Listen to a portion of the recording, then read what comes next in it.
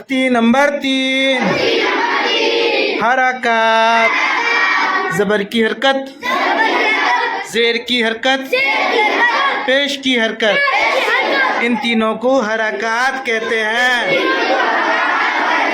जबर की हरकत को जल्दी पढ़े, थोड़ा भी ना खींचे। जबर की आवाज ऊपर को उड़ती है। अलिफ हमेशा खाली होता है।